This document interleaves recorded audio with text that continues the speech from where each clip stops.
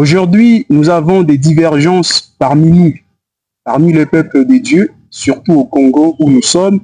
Il y a plusieurs églises qui se déclarent être dans la vérité et qui taxent les autres être dans le mensonge. Alors, ça devient une question épineuse. Pourquoi beaucoup de divergences et c'est quoi d'abord le message du temps de la fin?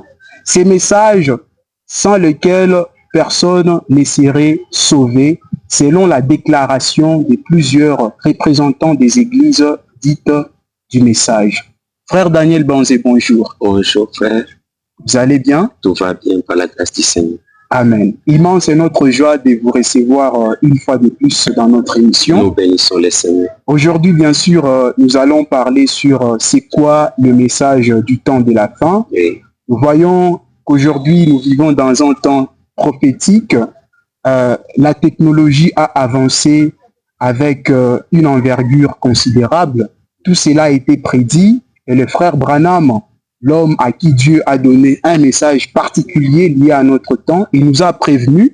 Mais jusque-là, nous voyons la prolifération ou la multiplicité des églises, je peux dire, locales sur l'étendue de la RDC. Et ces églises-là n'ont pas le même point commun.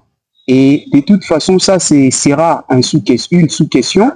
Mais revenons d'abord à la question thématique, c'est quoi le message du temps de la fin?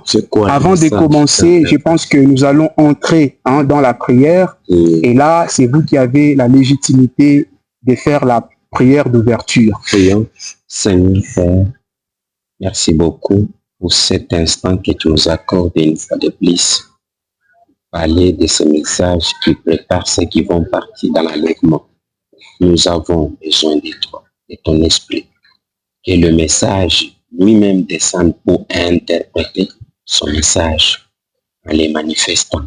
Aide-nous, apporte-nous la lumière et que ta présence soit avec nous du début à la fin. Au nom de Saint Jésus-Christ. Amen. Amen. Voilà, comme j'étais en train de le dire, le sujet de notre émission aujourd'hui, c'est quoi le message du temps de la fin? Partout on prêche l'évangile de Jésus-Christ, mais il y a toujours eu en fait une très grande différence entre l'évangile qu'on prêche partout et qui se déclare être la vérité et le message que Dieu a donné à William Marion Branham, qui est considéré comme le message du temps. Alors, nous devons quand même comprendre, en fait, c'est quoi le message des frères Branham. Y a-t-il une différence entre le message de Paul et le message de William Marion Branham? Que Dieu vous bénisse. Amen. Dieu vous bénisse, frères et sœurs. Nous vous aimons vraiment.